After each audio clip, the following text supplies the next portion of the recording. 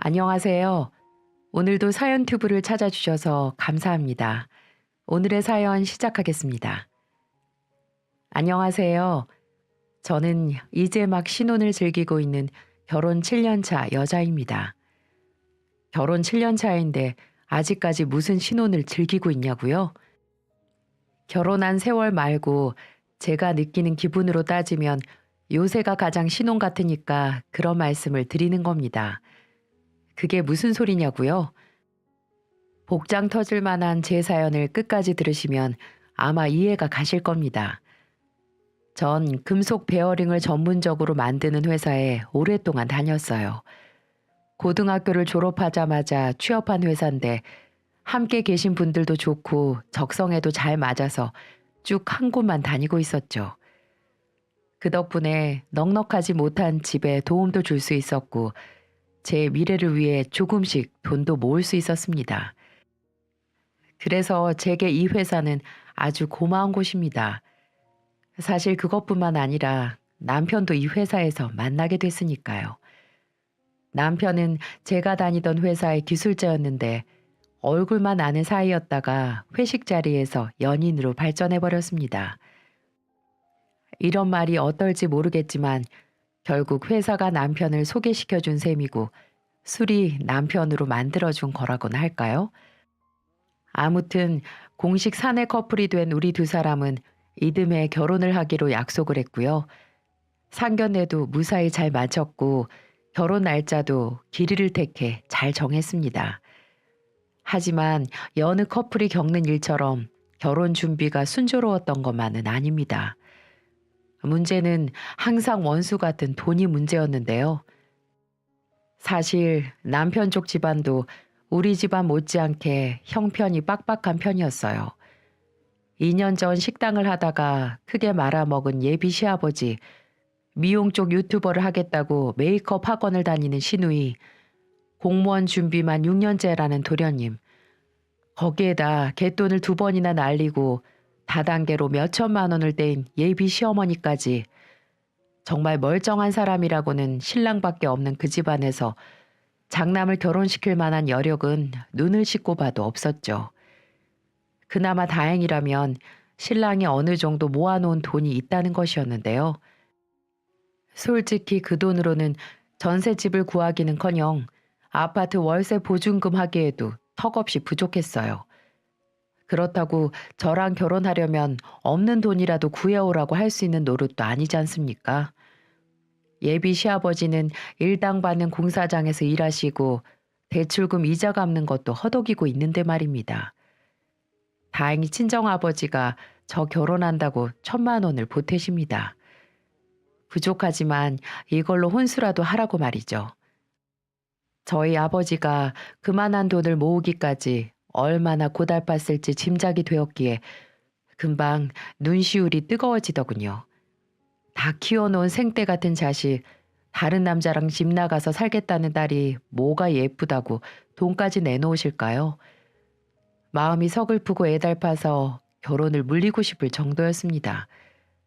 또 잘 사는 모습을 보여드리는 것도 효도라는 생각이 들면서 힘든 환경 탓하지 말고 형편에 맞춰 살자는 생각도 들더군요.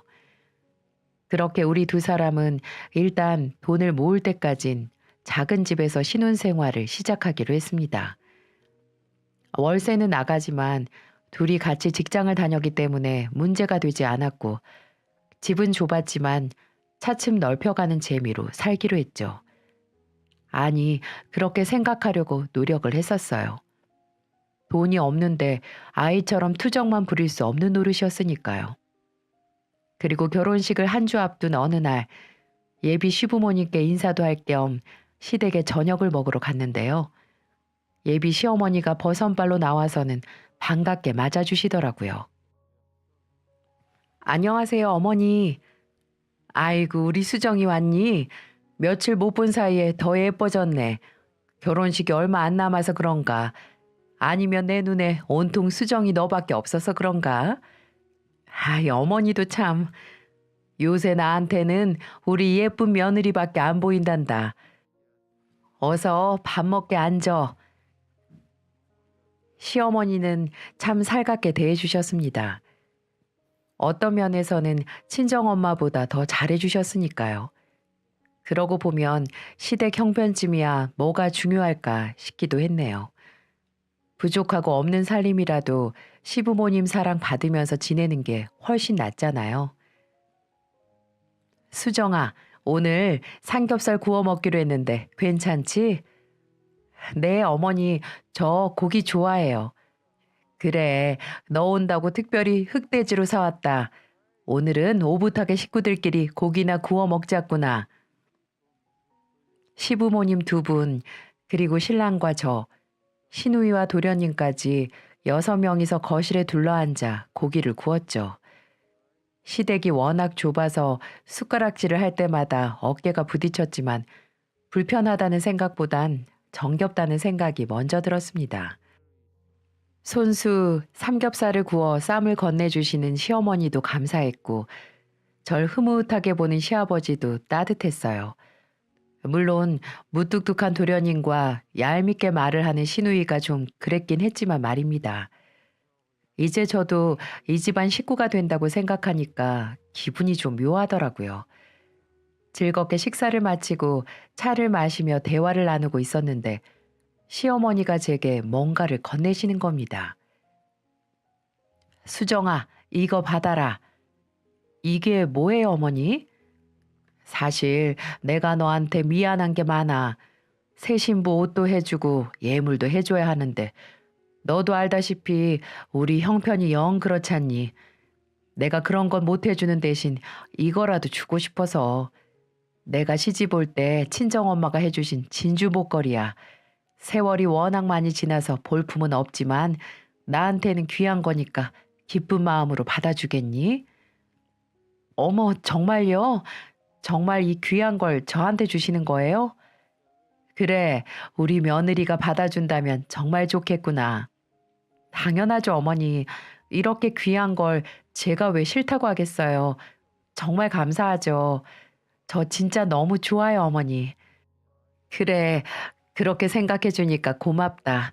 나한테는 우리 엄마 추억도 있고, 나 시집 와서 고생했던 기억도 있는 소중한 물건이란다. 우리 수정이가 이 목걸이를 소중히 간직해 줬으면 좋겠어. 그거야 당연한 말씀이죠. 정말 대대손손 간직할게요.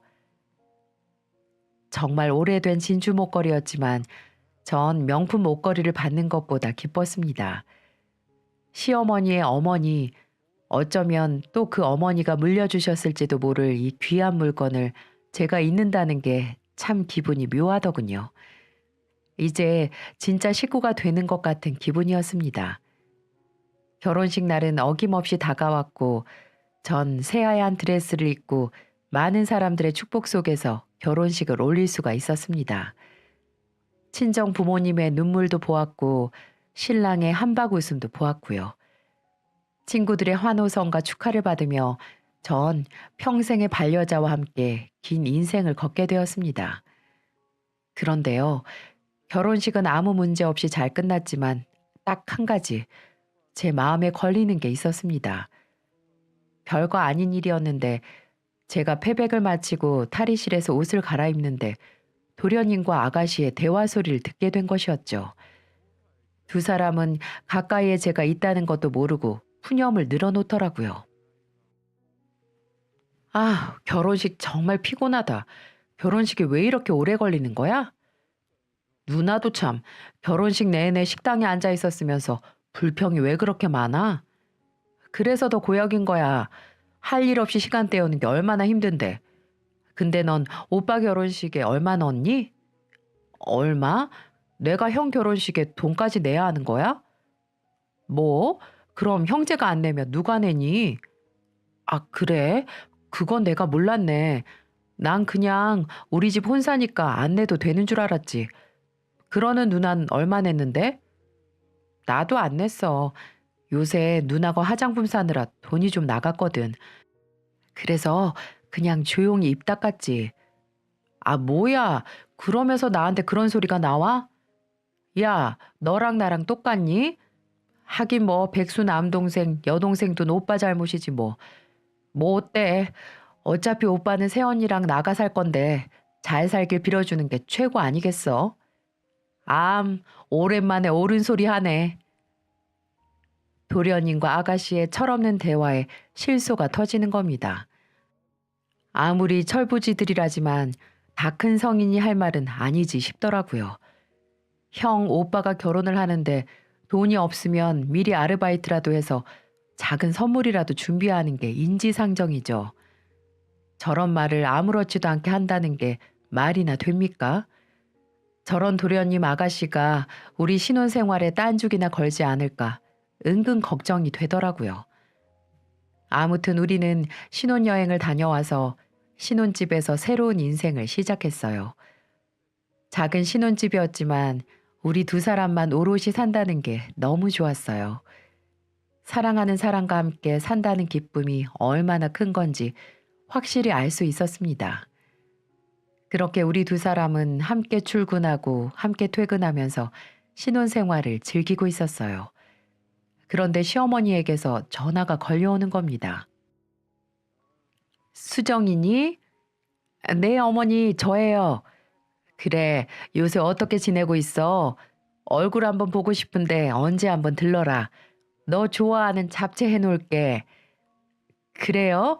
그럼 이번 주말에 오빠랑 함께 갈까요? 아니, 종혁이는 내버려 두고 우리 둘만 만나자. 내가 기니 할 말도 있고 해서. 아, 그래요. 네, 알겠습니다. 시어머니가 할 말이 있다며 남편을 두고 보자는 겁니다. 무슨 일인지 무척 궁금해서 남편에게 넌지시 물어보았죠. 오빠, 어머니가 나한테 할 말 있다고 오빠 빼고 둘만 보자시는데 뭐 아는 거 있어? 그래? 글쎄, 난 들은 얘기 없는데 뭐 때문에 그러시지? 그러게, 무슨 말씀을 하시려는 걸까? 전 궁금증을 참고 어머니를 만나 뵀어요. 그런데 어머님이 정말 뜻밖의 말씀을 하시는 겁니다. 사실 나도 이런 말 하기가 좀 어려운데 그래도 말할 사람이 너밖에 없어서 염치불구하고 말할게. 왜요? 무슨 일 있으세요, 어머니? 다른 게 아니고 너도 알다시피 종석이가 벌써 몇 년째 공무원 준비를 하고 있잖니. 도련님이요? 네, 도련님이 공무원 준비하는 거야 저도 잘 알고 있죠. 그런데요? 이놈의 자식이 벌써 몇 년째 학원비만 받아가고 좋은 소식이 없으니까 나도 애 같아 죽겠어. 그런데 네 시아버지가 식당 할 때야 그럭저럭 학원비를 대줄 수 있었지만 지금은 그마저도 부담스러워서 시아버지가 공사판에서 일당 받아와서 겨우겨우 풀칠하고 사는데 그놈의 학원비까지는 도저히 힘들단 말이다. 그렇다고 공무원 때려치우고 돈이나 벌라고도 할 수도 없고. 그래서 말인데 너희가 종석이 학원비를 좀 도와주면 안 될까? 네? 제가 도련님 학원비를요? 그래, 미안한 소리다만 그렇다고 걔가 평생 학원만 다니겠니? 그래도 몇 년씩 공부해 온 게 있는데 올해나 내년에는 좋은 결과가 나오지 않겠어? 그러니 그때까지만 너희들이 좀 도와줘라. 이 엄마는 도저히 힘에 부쳐서 못하겠다. 네 결혼 전에는 네 남편이 학원비도 도와주고 생활비라도 주곤 했는데 글쎄 이놈의 자식이 이제는 너한테 허락 맡아야 된다는구나. 그래서 널 불렀다. 가족 좋다는 게 뭐니? 서로 돕고 사는 게 가족이지? 네? 정말 예상 밖의 말씀이었습니다. 공무원 준비를 하는 도련님 학원비를 부담하라는 말, 솔직히 어처구니가 없었어요. 시어머니가 이런 말씀을 하기 전에 도련님이 먼저 결단을 내렸어야 하는 게 아닐까요? 부모님이 학원비 되는 걸 이렇게 힘들어 하시는데 그럼 일을 하면서 학원비를 벌든가 그게 아니면 시험을 포기하든가 둘 중 하나는 했어야죠. 솔직히 도련님 학원비가 얼마인지 모르겠지만 액수가 중요한 게 아니라 명목이 중요한 거 아니겠어요? 차라리 시부모님 용돈을 달라면 시원하게 드리겠습니다. 하지만 도련님의 학원비를 내놓으란 말은 여간 찜찜한 게 아니었어요. 그래도 대놓고 싫은 내색은 할 수가 없어서 일단은 알았다고 말씀드리고 집으로 돌아왔죠. 남편에게 이 사실을 얘기하니까 남편은 고개를 끄덕이더군요. 종석이 때문에 엄마가 속을 좀 끓이긴 했지. 걔가 학원을 다닌 지가 벌써 5, 6년은 된 것 같은데. 아니, 그게 중요한 게 아니라 우리가 도련님 학원비까지 내는 게 맞냐는 거지. 도련님 지금 나이가 몇인데 내가 도련님 뒤치다꺼리까지 해야 하냐고. 당신이 중간에서 알아서 해결했어야지. 나한테 허락 맡으라고 어머님한테 말씀드렸다면서. 왜 이렇게 생각이 짧아. 며느리가 돼가지고 그 자리에서 거절하면 어머님 기분이 어떻겠어? 에이, 뭘 그렇게까지 생각해. 그리고 결혼 전이야 엄마 아들이었지만 지금은 당신 남편인데 당신한테 당연히 허락 맡아야지. 그리고 학원비 생각보다 비싸지 않아. 몇 달 내주고 더 이상 안 된다고 할까? 오빠, 지금 돈이 많고 적고를 얘기하는 게 아니잖아. 오빠 말대로 내줄만 하면 도련님이 직접 벌어서 학원 등록하면 되겠네. 안 그래? 그렇긴 한데 이놈의 자식이 워낙 몸쓰는 일을 싫어하더라고. 알바도 못하겠다 그러고. 그러니까 문제라는 거지. 이 세상에서 자기가 하고 싶은 일 하면서 사는 사람이 몇 명이나 되겠어? 암튼 이번엔 어머님이 말씀하신 것도 있고 해서 몇 달 도와주긴 할 건데 당신이 도련님한테 확실히 말해두는 게 좋겠어. 무슨 말인지 알겠지? 딱 3개월이야. 더 이상은 안 돼. 그래 알았어. 내가 언제 종석이 만나서 딱 부러지게 얘기해둘게. 그래, 그럼 약속한 거다. 그렇게 남편에게 신신당부를 하고 제가 직접 도련님을 만나서 3개월치 학원을 끊어드렸습니다. 하지만 철딱선이 없는 도련님은 당연하다는 태도로 일관을 하는 거예요. 고마워요, 형수. 네. 그런데 기왕이면 6개월로 끊어버리는 게 훨씬 더 이익이었을 텐데 할인이 그만큼 크거든요. 아, 그래요? 괜히 돈 아끼려다가 손해라니까요. 이럴 땐 과감하게 지를 줄도 알아야 해요. 네? 뭐라고요? 생각 없이 나불대는 그 주둥아리를 더도 덜도 말고 딱 한 대만 치고 싶다는 충동이 일어나더군요. 무슨 지형이 돈 쌓아놓고 사는 재벌인지 아는 건지 아니면 고마움이라는 걸 전혀 모르고 사는 사람인지 어처구니가 없었습니다. 소갈머리 없는 시동생 결혼식 때 알아봤어야 했는데 전 치밀어 오르는 화를 참으며 도련님에게 현실 파악하라고 말을 했습니다. 도련님, 이 돈도 땅 파서 나오는 거 아니거든요.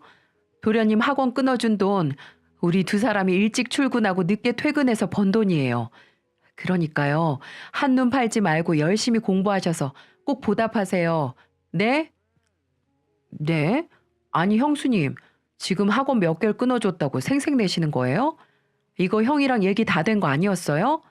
그렇게 말씀하시니까 기분이 좀 그러네요.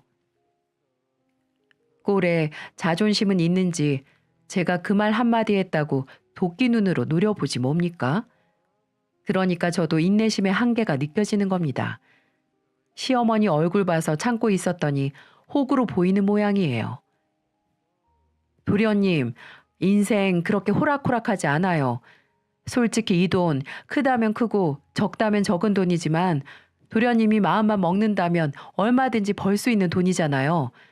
제 말이 그렇게 기분 나쁘시면 이제 도련님 손으로 직접 돈 벌어서 등록하세요. 그리고 저희 지금 월세 살면서 학원비 내주고 있는 거 모르세요? 제발 정신 좀 차리세요.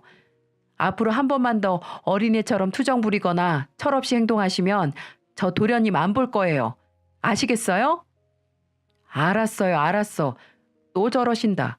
농담한 걸 가지고 걱정 마세요. 제가 공무원만 합격하면 우리 형수님 명품백 근사한 걸로 하나 사드릴게요. 사람은 은혜를 입었으면 갚는 게 인지상정 아니겠어요? 웃지 좀 마시고 저 지켜볼 거예요. 그렇게 쏘아붙이고 쌩하게 돌아왔네요. 집으로 돌아오는데도 분이 풀리지가 않았습니다. 돈을 쓰면서 이런 대우까지 받아야 하는 게 정말 짜증나더라고요. 그런데 더럽고 찝찝한 기분으로 집에 돌아오자마자 시어머니한테서 전화가 오는 겁니다.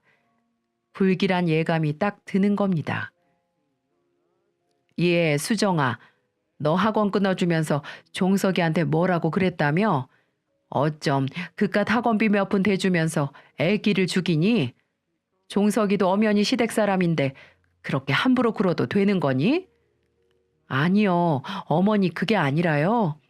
됐다. 이럴 거면 처음부터 싫다고 하지. 왜 된다고 해서는 이 사다를 만드니? 넌 시댁에 쓰는 돈이 그렇게 아까워? 어머니, 제 말 좀 들어보세요. 전 생색을 내려던 게 아니라 시끄럽다. 아무튼 너한테 실망이 아주 크구나. 내가 널 그렇게 아끼고 예뻐했는데 사람 뒤통수를 이런 식으로 치니? 됐다. 이만 끊자. 시어머니는 제게 변명할 기회조차 주지 않고 전화를 끊어버리시는 겁니다. 이건 뭐 덤터기란 덤터기는 제가 다 뒤집어 쓴 꼴이 됐습니다. 갑자기 돌변하시는 어머님, 역시 팔은 안으로 굽는다는 말이 틀린 말이 아니었어요. 그렇게 밤새 열이 목구멍으로 올라오는데 가슴을 치며 겨우 화를 삼켰네요. 남편에게 이 모든 일을 말했지만 남편은 태평하기 그지없었습니다. 신경 쓰지 마. 내가 엄마한테 잘 말할게. 당신이 종석이한테 그런 뜻으로 말한 게 아니라고 잘 설명드릴 테니까 화 풀리실 때까지 내버려둬. 아니 오빠, 정말 심각하다니까. 나 어머니가 저렇게까지 화내시는 거 처음 봤어. 그런데 솔직히 나 욕먹을 짓 한 거 아니라고 생각하거든. 고마움도 모르고 삐죽대는 도련님한테 그 정도도 말 못해? 오빠도 그렇게 생각하지? 그럼 당신이 충분히 그렇게 말할 수 있지. 종석이 그놈이 고생을 모르고 자라서 저래. 지도 돈 벌어보고 돈 때문에 눈물도 흘려봐야 정신 차리지. 아휴 진짜 나 속상해 죽겠어. 오빠가 어떻게 좀 해봐. 그래, 내가 다 알아서 할 테니까 신경 쓰지 말고 가만히 기다리고 있어. 어? 성격이 순하디 순한 남편이야 늘 제 편이죠. 정작 시어머니한테 어떻게 말할지는 모르겠지만 우선 속상한 제 마음을 달래주려고 애를 쓰는 모습이 제 눈에도 보이는 겁니다. 하지만 그래도 남편은 장남 아니겠어요? 그래서 모자란 시댁 형편 조금이나마 거두려고 애를 쓰는 거고 사람 구실 못하는 동생들 도우려고 하는 거 아니겠습니까? 어떻게 보면 저와 시댁 식구들 사이에 끼어 있는 남편은 여기저기 눈치를 보느라 정신이 없을지도 모르겠네요. 하지만 이럴수록 남편이 중심을 잘 잡아줘야 합니다. 우리 목구멍도 포도청인데 시댁 식구들까지 먹여 살릴 수는 없는 거니까요. 능력이 있다면 100번 돕는 게 맞겠지만 되지도 않는 능력으로 허세를 부리는 건 진짜 아니라고 생각합니다. 그런데 남편의 마음은 꼭 그런 것만은 아닌가 봅니다. 한 번은 이런 일도 있었는데요. 시아버지의 환갑이 다가오는데 남편이 제게 넌지시 이러는 거예요. 이번에 아버지 환갑잔치를 해야 할 텐데 몇 명 정도 예약을 해야 하지? 어? 환갑잔치? 아버님 환갑잔치 해드릴 생각이야? 그럼 환갑인데 당연히 잔치를 해야지. 그러니까 가족들끼리 식사하고 용돈이랑 선물 드리는 게 아니라 잔치를 하겠다고? 그런데 오빠, 누가 요새 환갑잔치를 해? 에이, 그건 아니지. 아버지 무병장수 기원해 드리려면 친인척들 부르고 행사 도우미 부르고 크고 성대하게 잔치를 해야지. 뭐? 칠순도 아닌데 그렇게 요란하게 잔치를 연다고? 그럼 사람들이 욕한다니까. 그냥 맛있는 거 사드리고 용돈 드리면 되지. 수정아, 너 시아버지 환갑인데 그렇게 그냥 넘어간다고? 그 말은 좀 서운한데? 아니, 오빠, 그게 아니고. 그때도 그런 남편을 설득하느라 한참 진땀을 뺐습니다. 장남 마음이야 왜 모르겠어요. 전 부모님을 소홀히 대하자는 게 아니라 분수에 맞게 살자는 겁니다. 요새 환갑잔치를 하는 사람도 드물 뿐더러 그 비용이면 차라리 금이나 현금으로 드리는 게 맞죠. 안 그렇습니까? 아무튼 시동생 학원비 사건 때문에 전 시어머니에게 딱 찍혀 있는 상태였어요. 그렇게 한 두어 달쯤 흘렀을까요? 시어머니의 화가 어느 정도 풀렸겠거니 생각을 하고 여수에서 특별히 주문한 갓김치를 싸들고 남편과 함께 시댁에 찾아갔죠. 시어머니가 갓김치라면 정말 좋아하시거든요. 하지만 시댁에 발을 디디는 순간까지 분위기가 정말 냉랭하더라고요. 전 애써 얼굴에 웃음을 지으면서 없는 아양을 떨었습니다. 어머니, 이거 제가 여수에서 시킨 갓김치인데요. 한번 드셔보세요. 어머니 드리려고 정말 잘하는 집 골라서 주문한 거예요. 갓김치? 예, 나이 들수록 김치처럼 염분 많은 음식 줄여야 하는 거 몰라? 넌 네 시애미가 빨리 죽으라고 이딴 거 주는 거니 뭐니? 네? 아니 어머니, 그게 아니고요. 그리고 김치를 주려거든 네가 직접 담가서 줄 생각은 안 하고 사다 주는 게 어딨어? 넌 정성이라는 것도 모르니? 시어머니가 화가 단단히 난 모양입니다. 말 한마디 한마디에 서슬퍼런 날이 서 있는데 남편까지도 어쩔 줄을 몰라 하더라고요. 어유 엄마, 이제 그만 좀 해요. 수정이가 엄마 생각한다고 애써서 주문한 건데 왜 그렇게 말씀하세요? 아직도 종석이 학원비 때문에 화가 안 풀렸어요?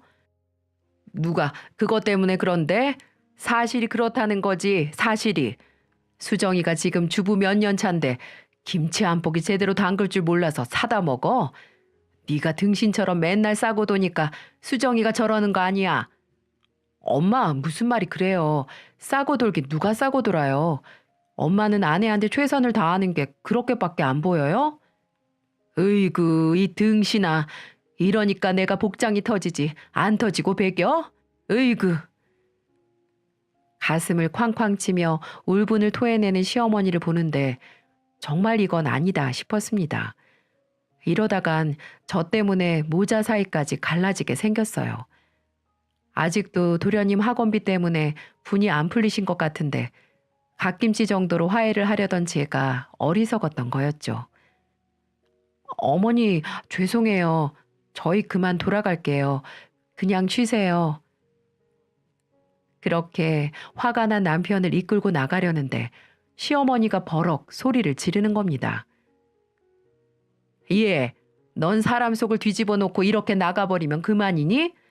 너는 어쩜 그렇게 제멋대로야. 갈 거면 이 김치나 가져가라. 시어머니가 그렇게 화를 내며 제가 가져온 김치통을 패대기 쳐버리는 겁니다. 애써 준비한 갓김치가 사방으로 터져 나와서 묵사발이 되는데 그 참담한 광경은 아마 보지 못하신 분들은 잘 모르실 거예요. 제 속이 속이었겠습니까? 무턱대고 화만 내는 시어머니가 야속하기도 하고 제가 알던 그분이 맞나 싶더라고요. 그래서 저도 분한 마음에 시어머니에게 쏘아붙였죠. 어머니, 정말 너무하시는 거 아니세요? 제가 무슨 잘못을 그렇게 했다고 이러세요. 저 도련님 학원비 대준 죄밖에 없거든요. 그런데도 제가 이런 수모를 당해야 돼요? 수모? 너 지금 수모라고 했니? 그래, 말 한번 잘했다. 돈 없다는 죄로 며느리한테 내가 당한 수모는 어쩔 거냐? 너 네 시어머니가 능력 없다고 무시하고 시동생 시누이 하찮게 보는 거 누가 모를 줄 알았니? 제가 언제 그랬어요? 어머니는 왜 없는 말을 지어내고 그러세요? 흥, 네가 아무리 아닌 척을 해도 척 보면 다 안다. 어머니. 억지를 쓰는 시어머니에게 저도 지지 않고 대들었습니다. 너무 억울하고 분해서 참지 못하겠더라고요. 제가 막 들이대니까 당연히 시어머니도 눈이 허옇게 뒤집어졌죠.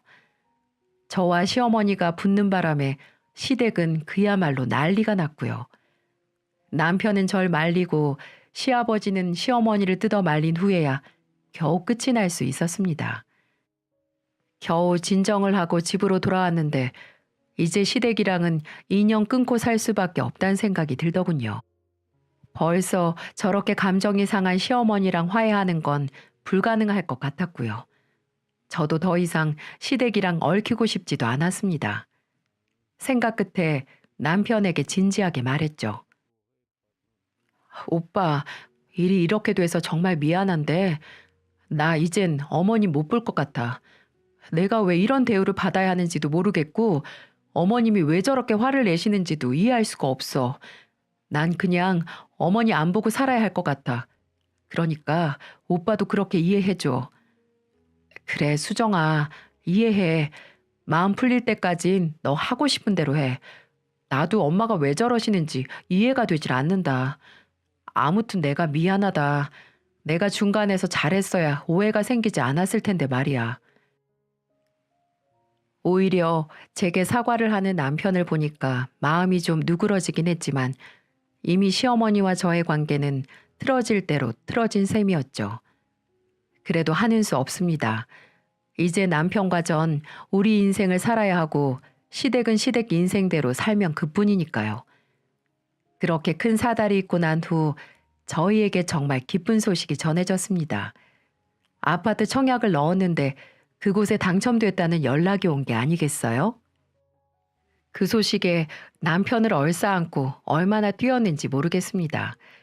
시어머니와의 전쟁 같던 싸움은 머릿속에서 싹 지워질 정도로 기쁘더라고요.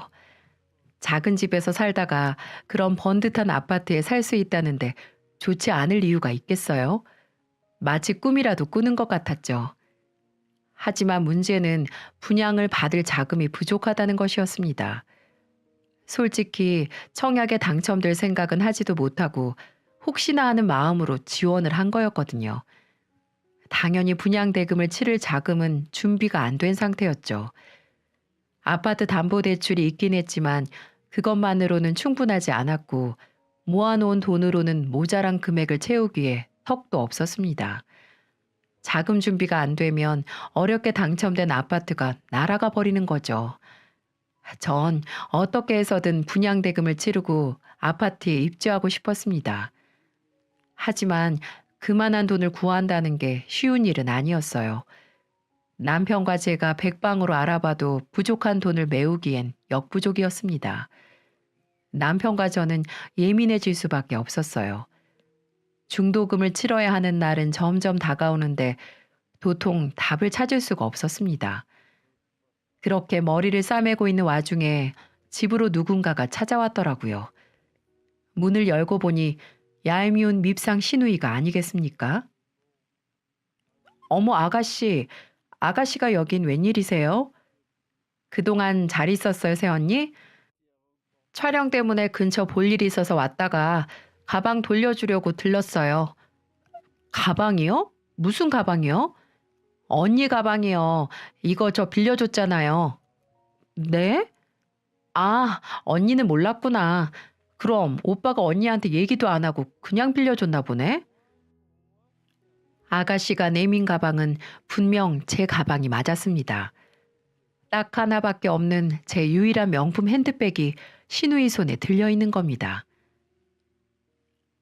아가씨가 오빠한테 제 가방을 빌려달라고 한 거예요? 네, 제가 촬영하느라고 좀 필요해서요. 예전에 언니가 들고 있던 게 생각나서 부탁을 좀 했죠. 하지만 전 당연히 오빠가 언니한테 허락받고 빌려주는 건 줄 알았죠. 참, 이제 하다 별짓을 다 합니다. 남편은 제 가방을 휙휙 꺼내서 지 동생한테 빌려준 거예요. 저는 남편에게 불같이 따져 물었죠. 오빠, 내 허락도 없이 아가씨한테 이 가방을 빌려줬어? 정말 왜 그래 진짜? 가방? 아, 그거 당신 사우나 갔을 때 내가 빌려줬는데. 왜 빌려주면 안 되는 거야? 가방 다른 것도 아닌데 뭐 어때서 그래? 뭐? 그걸 몰라서 물어? 당연히 남의 것을 빌려줄 땐 주인한테 허락을 맡아야 하는 거 아니야? 오빠가 아가씨한테 가방 빌려준다고 나한테 한마디라도 했냐고. 에이, 그깟 가방 한번 빌려주는데 식구끼리 무슨 허락은. 식구 아니야. 식구 아니라고. 나한테는 식구 아니라고. 전 그렇게 남편에게 가방을 집어던지며 화를 내고 말았네요. 별일 아니라고 할 수도 있겠지만 남편은 온통 시댁 식구들만 우선인 것 같아서 서운한 마음도 들었고요. 그래서 그동안 쌓였던 감정이 폭발한 것 같았습니다. 아무튼 제가 남편에게 화를 낸 덕에 며칠간 냉전이 있었지만 남편이 들고 온 기쁜 소식에 우린 극적으로 화해할 수 있었습니다. 수정아, 중도금 구했어. 어? 진짜야? 어떻게? 사장님한테 말씀드려서 특별히 회사 대출을 받기로 했어. 회사 대출? 사장님 웬만하면 대출 잘 안 해주시잖아. 어떻게 말씀드렸어? 어떻게 말씀드리긴 현재 상황을 솔직히 말씀드렸지. 그리고 회사 사정에 따라 대출해 주는데 요즘 회사 상황이 나쁘지 않으니까 해주시려나 봐. 정말 잘 됐다. 진짜 잘 됐어. 이제야 숨통이 트일 것 같아. 묵은 채증이 다 내려간 기분이야. 정말 눈물이 날 정도로 좋더라고요. 이제는 중도금을 무사히 치를 수 있었고 꿈에 그리던 아파트를 살 수 있게 됐으니까요. 역시 사람 죽으라는 법은 없는가 봅니다. 최선을 다하고 간절히 바라면 정말 이루어지긴 이루어지나 봐요. 저희는 그렇게 중도금을 잘 치렀고 후에 대출을 받아 잔금까지 완납할 수 있었어요. 이제 아파트가 완공되면 멋진 새 집에 입주만 하면 되는 겁니다. 그렇게 저희는 하루하루 손꼽아 입주 날짜만 기다리고 있던 날이었어요. 갑자기 초인종이 울리며 누군가 집으로 찾아왔더라고요. 주말이라서 올 사람이 없었는데 말이죠. 고개를 갸웃대던 남편이 문을 열었는데 뜻밖의 시어머니가 서 계신 게 아니겠어요? 시어머니와 크게 싸운 지 서너 달쯤 지났을 때였어요. 저는 너무 놀라서 말까지 더듬었죠. 아니, 어머니가 여기까지 어쩐 일이세요? 이런 야박한 것들, 시애미 속을 그렇게 긁어놓고 나갔으면 죄송하다고 한마디 할 줄도 알아야지. 시애미랑 인연 끊고 살려고 그랬니? 네가 우리 아들이랑 부모의 연 끊게 하려고 아주 작정을 했구나. 네? 네가 하도 고집을 피우니까 내가 큰맘 먹고 이렇게 왔다. 자, 이거 바꿔라. 이게 뭐예요? 갓김치야.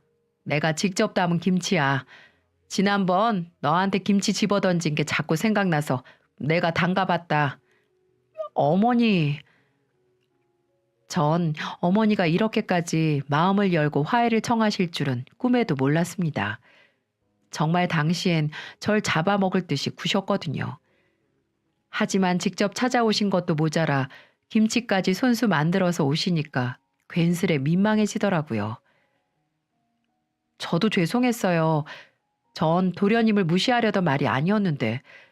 아무튼 제가 어머니한테 너무 대들었죠. 죄송해요. 그래, 서로 이해했으면 됐다. 그게 가족이고 식구 아니겠니? 이제부터는 우리 서로 의지하면서 잘 살아보자꾸나. 네, 알겠습니다. 그리고 종석이 이번에 시험 합격했다. 네? 정말요? 정말 도련님이 공무원 시험에 합격했어요? 그래, 우리 집안에 경사 났다, 경사 났어. 와, 정말 잘 됐네요. 축하드려요, 어머니. 그래, 고맙다. 그런데 축하할 일이 또 하나 있어. 그래요? 뭔데요? 종석이가 결혼을 한다고 지난주에 집에 여자를 데리고 왔다. 같은 학원에서 사귄 여자라는데 애가 참하고 괜찮더라. 종석이도 뭐 나이도 찼고 이제 공무원 시험에도 합격했으니까 웬만하면 결혼시키려고 해. 아, 정말 잘 됐네요. 도련님한테 좋은 일이 한꺼번에 찾아오네요. 그래서 말인데 그래도 종석이 출가시키려면 작은 집 한 채는 있어야 하지 않겠니? 중심가는 너무 비싸서 엄두도 못 내고 외곽 쪽에 적당한 아파트 한 채 마련해 주려는데 너도 알다시피 우리가 그만한 능력이 돼야지 말이지. 그래서 말인데 너희가 좀 도와줘야겠다. 들어보니까 그쪽 집안에서 아파트를 요구했나 보더라고. 어쩌겠냐. 가족들이 힘을 모아서 도와야지. 어머니, 저희가 도련님 아파트 해줄 돈이 어딨다고 그러세요? 종혁이한테 들었어. 너 이번에 아파트 청약 당첨돼서 곧 입주한다며? 그 아파트 담보로 2억 대출 받으면 어떻겠니? 그 정도면 어떻게든 맞춰볼 수 있을 것 같은데. 물론 대출 이자는 매달 줄 테니까 걱정하지 말고. 표정 하나 안 바뀌고 그런 말을 하는 시어머니 얼굴을 보고 있자니까 기가 차서 웃음도 안 나오더군요. 결국은 또 돈 문제 때문에 기꺼이 절 찾아오신 거였어요. 아직 입주도 하지 않은 아파트를 담보로 대출을 받으라는 말이 어쩜 저렇게 쉽게 나오는 걸까요? 전 그런 시어머니랑 대화를 길게 나누고 싶지 않았습니다. 그리고 확신을 했죠. 남편과 이혼을 하는 한이 있더라도 더 이상 시댁 쪽에는 눈길도 주지 않는 게 속 편할 거라는 것을요. 전 최대한 침착하게 어머니께 말했습니다. 어머니, 이제 어머니 말씀은 더 이상 듣고 싶지 않네요. 어머니 아들, 그냥 어머니가 챙기세요. 2억 해주고 싶으면 어머니 집 팔아서 해주던가요. 뭐라고? 너 또 그렇게 싹퉁머리 없이 말할 거니? 네, 원래 저 이렇게 생겨먹은 년이니까 다신 제 앞에 나타나지 말아주세요. 그리고 혹시 장남도 챙기고 싶으시면 데리고 가셔도 됩니다. 뭐라고? 잘난 아들 데리고 가고 싶으시면 데리고 가시라고요. 청약도 제가 넣었고요. 제 명의로 담보대출 받았거든요. 그러니 정 그렇게 도련님 문제로 성내실 거면 시댁 식구들 전부 보기 싫으니까 데리고 가시라고요. 정말 이젠 지긋지긋하네요. 인연이 뭐? 제가 그렇게 질러버리니 시어머니가 뒷목을 잡고 개거품을 물더군요. 하지만 전 그 쇼 같은 모습에 더 이상 동요하지 않기로 다짐했어요. 이제 다시는 시어머니 얼굴을 보지 않을 거라고 제 스스로 다짐을 했거든요. 여러분, 이게 상식적으로 말이 되는 소린가요? 우리 결혼할 때는 단 한 푼도 도와주지 않고 도와주는 척도 안 하던 사람이 공무원 아들 둔 게 뭐 자랑이라고 2억을 내놓으라고 협박을 하다뇨. 말이라는 것이 통해야 하는 거잖아요. 그리고 시댁 일이라면 발벗고 나서는 남편도 정말 꼴보기가 싫었습니다.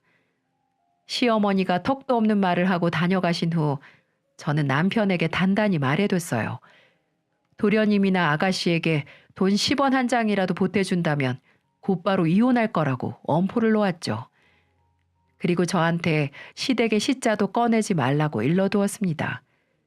그게 싫으면 이혼해도 된다고 했고요. 다행히 남편은 제 뜻을 순순히 따르기로 약속했습니다. 정말 이혼 서류 내밀고 내 인감 도장 찍고 남편한테 내밀었거든요. 당신 잘 봐.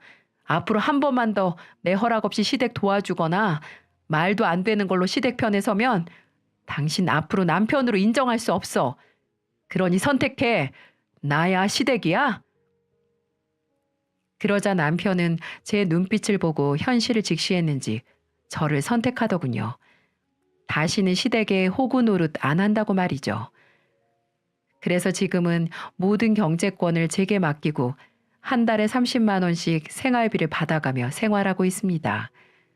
남편 명의의 신용카드도 전부 없앴고 제 카드로 필요한 건 쓰고 있어요. 그래서 지금은 남편이 어디서 카드를 긁으면 제 휴대폰으로 띵동 하고 문자가 날라온답니다. 그 덕분에 남편은 절대로 허튼지 못하고 쥐죽은 듯이 살아가고 있네요. 시댁은 결국 제게 꼬리를 내렸습니다. 정말로 그 이후 명절이라든지 집안 행사에 참석하지 않았거든요. 물론 남편은 혼자 조용히 다녀옵니다. 장남인데 어쩌겠어요? 시모는 제게 문자라든지 전화가 와서는 이런 관계가 싫다며 화해를 요구했지만 저는 과감하게 거절했어요. 며느리인 내가 싫다며 그렇게 욕설을 하며 거친 행동을 했던 사람이 꼬리를 내리니까 웃기긴 했지만 나중에 달라질 거라는 보장이 없다는 생각이 들어 그냥 무시해버렸습니다. 그리고 나중에 안 사실인데 결혼 전에 제게 준 진주 목걸이 있죠? 알고 보니까 그것도 시장에서 파는 목걸이를 친정 엄마가 준 걸로 속이고 절 준 거였더라고요.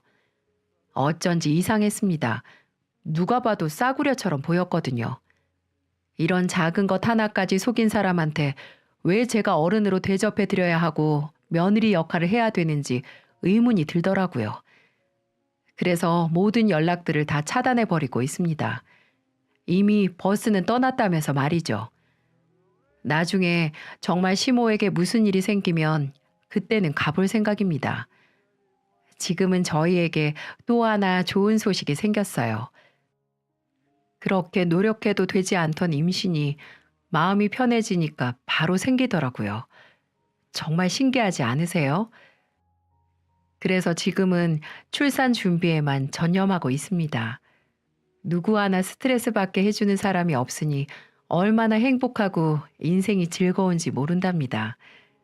그래서 더욱 열심히 살려고요. 남편, 저, 우리 아이, 이 세 식구 잘 살 수 있도록 응원해 주시면 감사하겠습니다.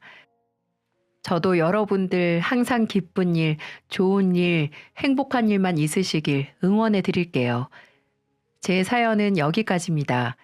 다들 힘내시고 함께 해주셔서 감사합니다.